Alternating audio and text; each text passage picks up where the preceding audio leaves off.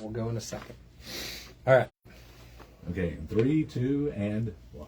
Hey, folks, welcome back to your Frederick Real Estate Update. I am Darren Yreu with RE/MAX Results, bringing you 20 years or more experience here in the Maryland and PA region. And during this fun time of the years we kick it off, I have with me the one and only from Presidential Bank Mortgage, Mr. Terry Kernan. How we doing? Couldn't be better. That's it. How we doing? All right. We haven't had a big snowfall yet. Nothing crazy as far as the weather's concerned, have we? No, but we got some time. Yeah, a little time. I'm wondering if we'll get out there scot-free without a salt truck and the snow blades being out on the roads. Wouldn't that be something?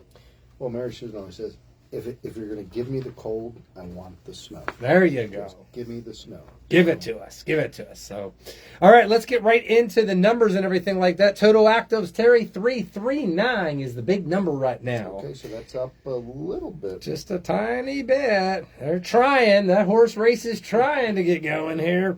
Resales, 178. Average time on the market, 53. That has come down. So, everybody would say, why has that come down a little bit with days on market and that? I look at it as two things. The interest rates coming, there's a little bit more buyer demand. Interest rates have come down a tiny bit.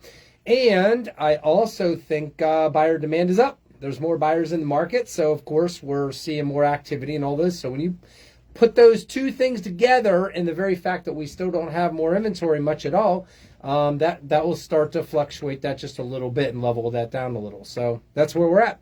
Average median price, $480. New construction, 161. Coming soon's 28. That's the big one we always talk about. We got to get that puppy way up there, 28. So we're hovering pretty still low.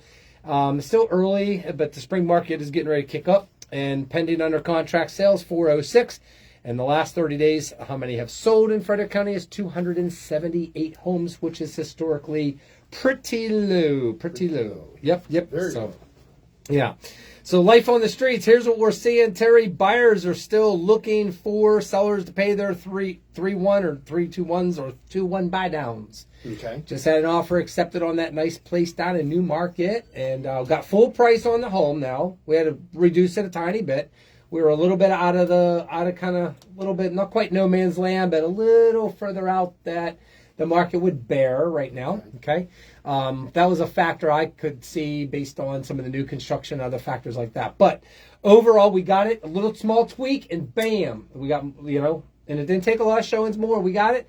But what they did need is instead of 3% closing help, we were able to do a little bit less than 3% and come in right there with, it was less than 3% closing help, but it actually was for the buy down. Okay. And that was the biggest factor right now that we're still seeing that buyers are wanting to utilize. And we've talked, that's maybe 2.5% of the sale price is what that equates to, right? Yeah, 2-1 buy down, just as a reminder. And we've gone over this a couple times, but it often gets confused with buying the rate down. 2-1 buy down means we're going to buy your rate down temporarily. Yep. 2% in the first year, 1% in the second year.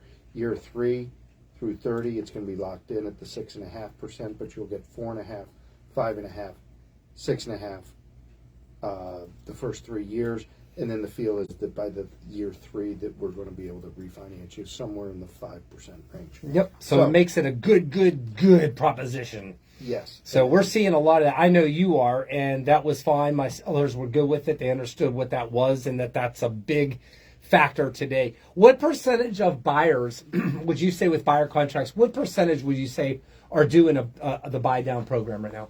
So let's be very, very clear on this.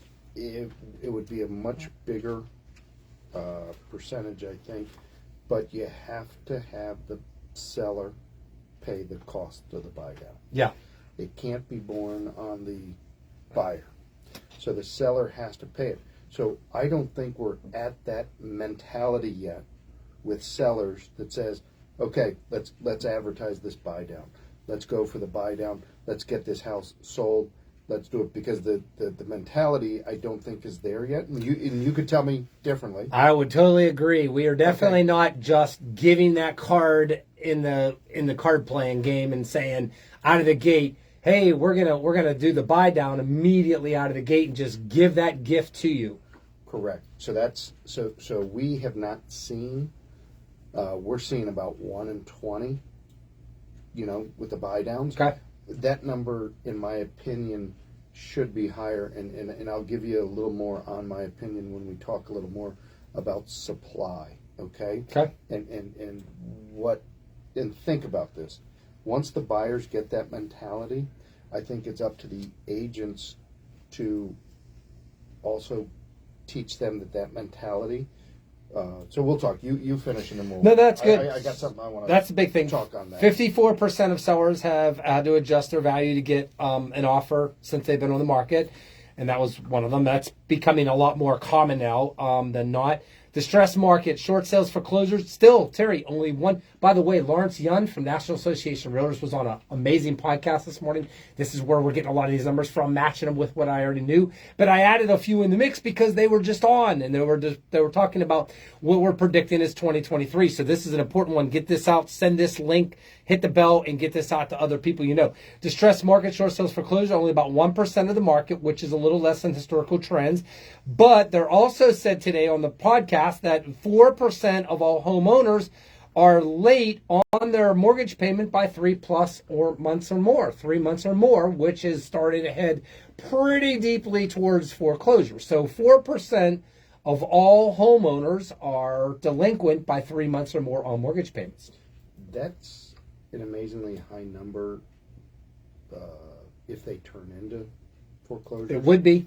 That would be an amazingly high number because you have to think that they have gained so much equity in the last 2 years that Right. it would be ludicrous to fall behind on a mortgage payment unless they bought a year or a year and a half. Yeah, they didn't say that. They didn't say the percentage that of would be those. interesting to find out. Yeah, the percentage of those homeowners that are falling behind 3 months or more, like you said, have they purchased a home in the last year? Have they been there 5 years or whatever it is? They didn't give that number, but that would be interesting to know. Homes under $300,000, Terry, as we know, this is the most affordable market range in our area because it is less than or at a rent payment. 67% of all these homes are still getting multiple offers. So I know this. I'm working with a buyer now. 4 times they have been outbidded. The one I thought for sure we had, yes.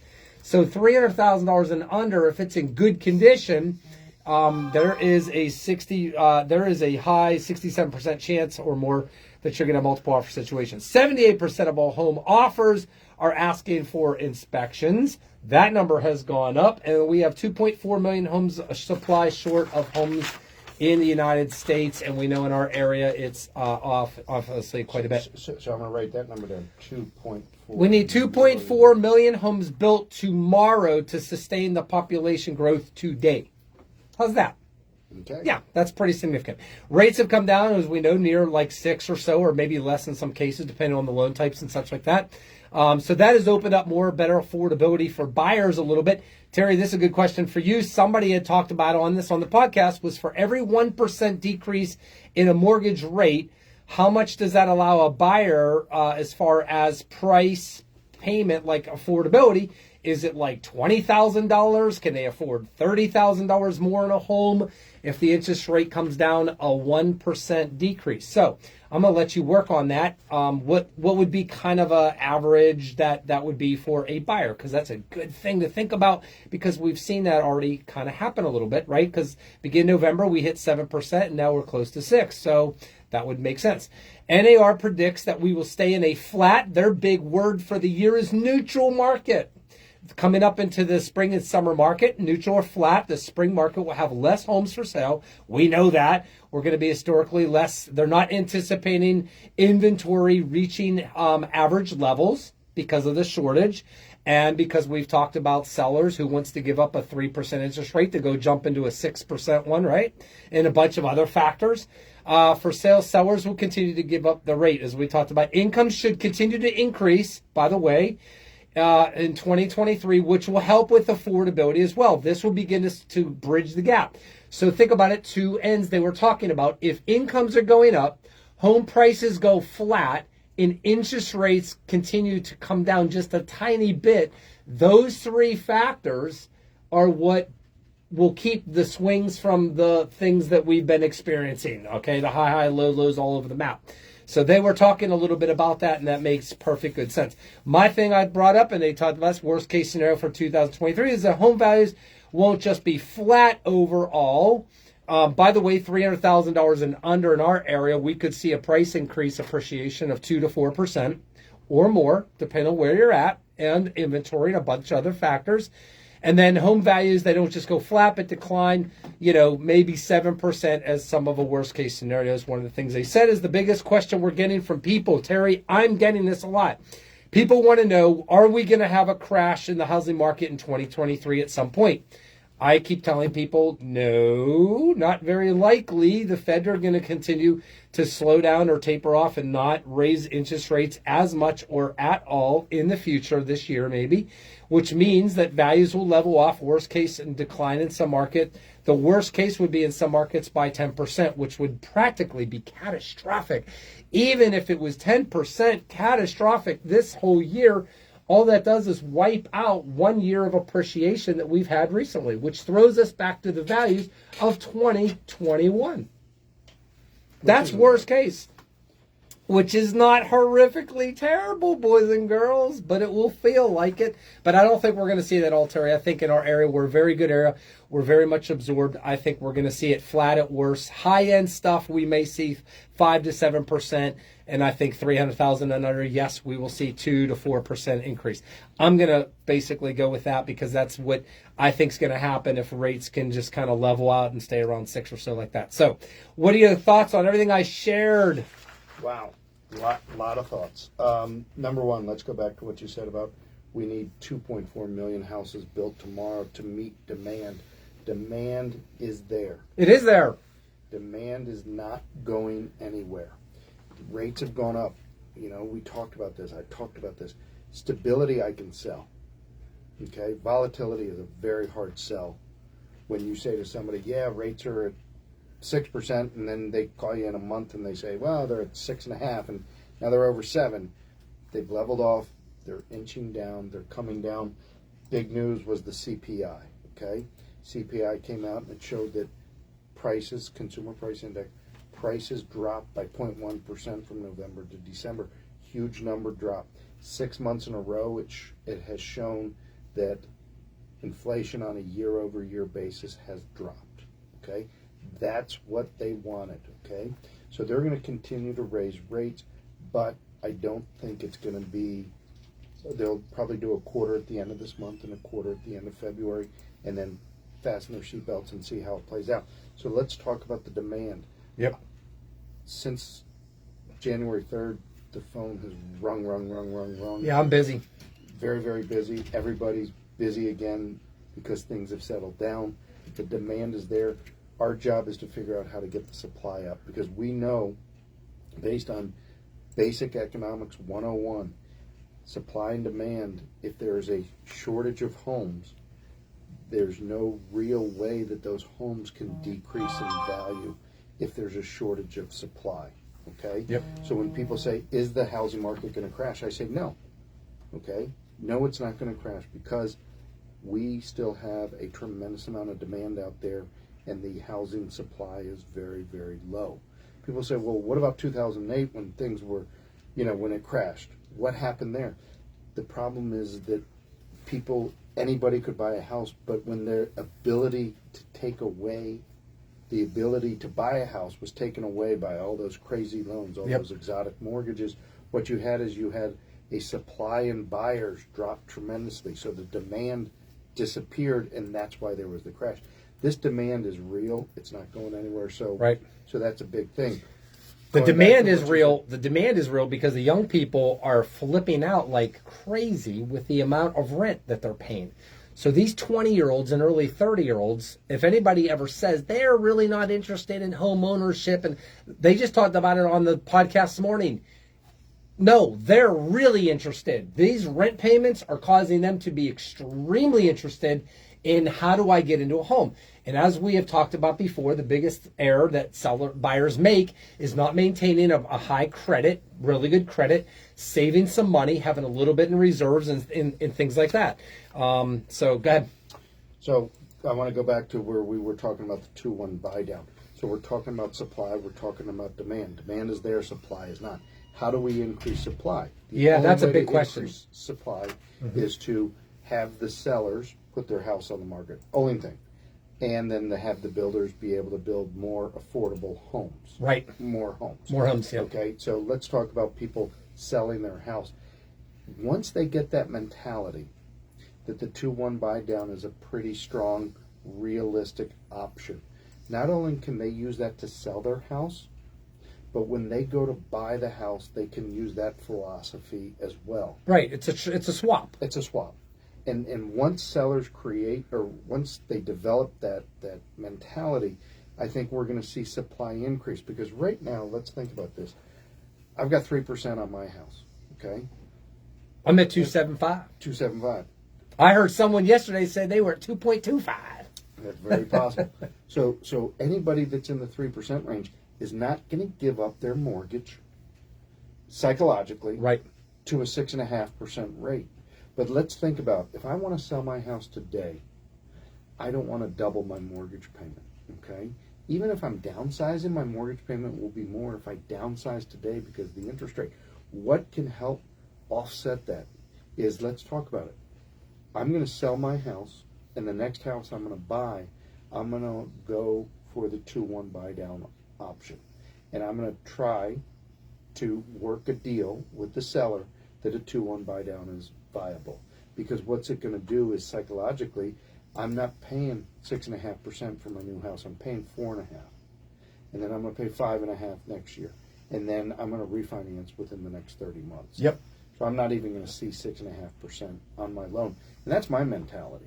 If I was to sell, I would definitely go with the buy down. So we Good gotta get more stuff. sellers to think about that. Very good stuff. Oh, by the way, speaking of Terry, we need to let our listeners and everybody know next week we got a special guest coming on the program.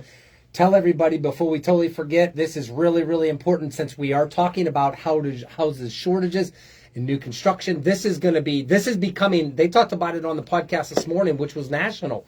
This is becoming really, really, really a big factor right now. Go ahead. So, a good friend of mine, he's been on the show once before, but we thought it was very important to get him back on. We're going to try to get him on this week. It did not work out. I'm going to try to get him on next week. I feel I can get him on next week. We'll accommodate his schedule. But Mike Courier works for the National Association of Home Builders. He's in charge of the convention, okay? This is huge, by the way. This is a celebrity we're getting. Yeah, and he's got his pulse on what's going on.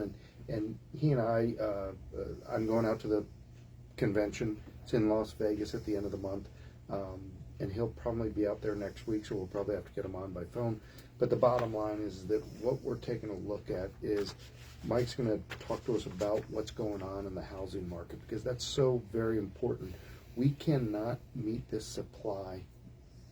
We cannot meet this demand if we do not increase supply. Yeah, and So a lot that'll of be people. a very hot topic. Yeah, because that's going to Great deal. guy, good friend. Right, because he's going to deal with everything of what's the deal, the red tape, the regulations, the supply chain issues. I mean, there is so much involved. I'm helping a family now build a brand new home, and I went by there yesterday and took a whole bunch of pictures of it, getting construction and predicting about how far away are they from settlement and where are we at with it. And I'll tell you what, it's so far so good. The garage doors seems to be the only big thing that's still a real big. I want to go into the garage door building industry. Those guys are making bank. Still a problem. They're selling garage doors for $4,000 instead of $1,000 because why? They just can't get them. Well, the biggest thing that we're seeing in the biggest news a year and a half ago, was the cost of lumber. Yeah. So lumber is sold in I'm going to call it a unit. That's the easiest thing. It's a formula that they have in the amount of lumber. And that, before the pandemic, was running at about $300, $250 a unit. And then we saw it jump to $400. We saw it go as high as like $1,300 a unit. Okay? Buy a unit. And and so what we're taking a look at is the cost of lumber has dropped back down to the 3% range. I mean, $300 range, $315. Yeah, it's getting back to there. So that's getting back to normal. That's a huge, huge step. But a lot of the other trades are still garage doors, windows. Yeah, like windows. that. Oh. Those are the two biggies. But we'll try to get Michael on. That would be awesome, guys. So tune in. Make sure next week we're going to be having him on. Make sure you tune in, click the bell so you're alerted, send it to friends, everything like that. Good stuff. We got about 7 minutes on the program left, Terry, and today this is what we're going to talk about. The whole theme of this one right now that's really important besides all the updates we gave and the mortgage stuff and all that was great. Here it is. Top things a buyer must pay attention to before. The key word is before. Submit an offer on a home. The reason why I'm bringing this up is because, as you know, the market was so crazy, no one had time to think about doing a little bit of pre-homework.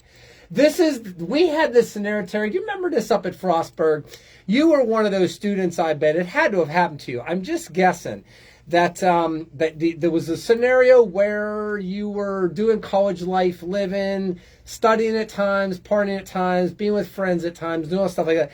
And then all of a sudden you show up to class one of those days and the professor announces, he's like, all right, guys, well, don't forget the next class, you got your big exam. And you're like, what? I don't remember you telling me about that. I don't remember that in the syllabus.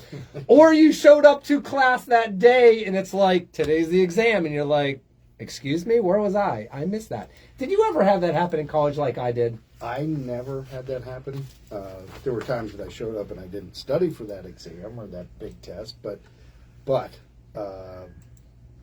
no, I never showed up surprised that there was a test. Now, you have a lot of dreams like that, you know. Where my biggest recurring dream I've had for the last 40 years is that you sign up for a class and you forget to go or you don't go, and basically.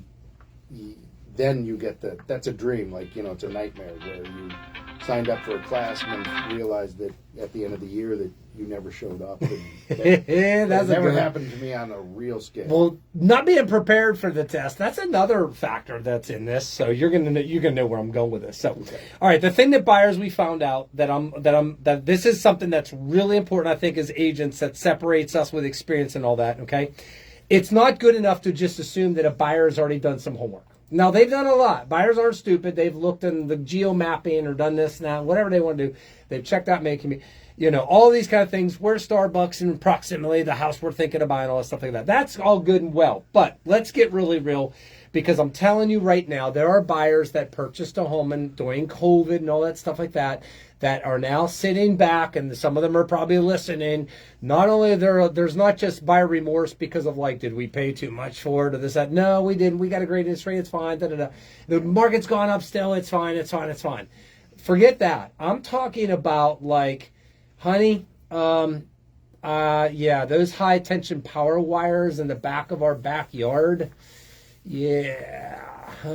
We knew they were there during COVID, but now, and we didn't care because we just wanted to get a nicer home, a bigger home with a pool in the backyard, and we're loving it. But now that we're swimming in the pool and the kids are playing on the trampoline, behind the trampoline are the high-powered wires. How's that working out for us now? It's not a big deal, but it could be. But hey, for some people, I'm finding that there is some missed pieces I have found that I've talked with people that have owned a home in the last 3 years that have made comments about, we did a little homework, but we didn't do all of our homework. How's that? Or we did do our homework, we knew exactly what we wanted, but we lost out on 5 houses and we pulled out the stops and we just did whatever we needed to get the next house. Yes, that was happening that's too. That's where I think you're going to see a lot of people that are now sitting back and saying, this isn't exactly the house we wanted. It's okay. Yeah, it's all right. So it's maybe working. Let's look at making another move. Yeah. The house we thought we were going to be our last house in our forever, we call it what? Our forever home, or the house we're going to get carried out of a body bag in. I heard one client say that one time. I laughed. I said, I hope I don't have to worry about you going out of your home in a body bag, right? So here's the thing. Location. What's it near? What community? The power wires, the neighbors we talked about. What about amenities, the commute? All those things with location are so vital to pay attention to. So when I pull up to a house and I'm showing a house to a buyer, without them paying attention to what's around it, I'm already paying attention. I want to know everything I possibly can so I can reinforce to them, are you aware of? And some of those community amenities. Like, hey, do you guys know like that this has a pool in the community? Oh, no, we didn't know that. We just like the area. You know, it could. I've had that happen, and I'm like, well, there's a pool. That's why the HOA is higher than the next house we're getting ready to go see. So some of that stuff's important. Homeowners insurance, Terry, this is a big one. Homeowners insurance. Before you put an offer on a home, the best thing you can do is the same day or when you leave the property, before you say, Darren, we're going to write an offer, call your homeowners, call your insurance company and give them the address. They're going to pull a clue report, and they're going to be able to see if it's, right now, they're going to be able to see immediately any past claims, any damages, fire, water, like everything about it. And the most important thing is, what's my premium? The other big thing is flood insurance. Holy cow. I go check the FEMA flood maps. We got ways to check it out, but your insurance company is going to definitely tell you. And if there is it's going to tell you if it's a level 1, 2, or 3, how much per year, and all that stuff like that. This stuff can be a deal breaker. You don't want to find this out during the transaction or 2 weeks or a week before you need to get your insurance in place. Mm-hmm. I know this has blown deals for people. I know this has become a really big problem. By the way, if there's no contingency on this kind of thing, then you can't say, well, I don't want to buy it now. I didn't know my premium was going to be $1,000 more a year for my, or they had this happen to the house. Disclose whether it's in a floodplain. Right. You should, but sellers sometimes don't know, because I've had a situation where after Hurricane Sandy, that they didn't get the notice in the mail that they were now going to be in a floodplain and their rates were going to go up until they got the letter like 3 days before settlement. Okay, so now we can disclose, well, we're getting ready to settle in 3 days. How does that work? So now it becomes really sticky. Issue there, but yeah, those situations have happened to where they got the notices, the letters, and the information, and no one caught it or didn't know how or whatever it was. Correct. Taxes, assessments, things that are on the way, condos, association fees, especially special assessments with condos. We want to know up front, when was the last one? Is there one in the works? Could there be one? All that. That's so very important to do your homework on. So very important. Huge. Monster. Okay. Yep, this separates us men from the boys in real estate a little bit right there. So nonetheless, we got less than a minute left. Condition of the home. This is a big one. Roof. What's the age of the roof? The HVAC updates, appliances. And then, of course, well and septic. What kind is it? When was it serviced last? What's the age of it? And has there been any work or updates done on it? Now, as a listing agent, I get all this stuff up front to disseminate when we sell a home. But I just saw a home report yesterday. There was no disclosure filled out. And Terry, here's the best part. Get ready. There was no disclaimer filled out either. Everything was blank. What do? That means we're getting told nothing, like nothing. And it's not a bank-owned property. So that's exempt from that. This is a regular seller. This was going to be like, wait a minute, something's not good here. We need more information. So, hey, hope you guys have a great rest of the weekend. Thanks for listening, tuning in. Next week, special guest coming on with us. It's going to be amazing. Let all your friends and family and others know. And take care. Happy buying and selling. We're always here for you. All right. There we go. Good seeing everybody.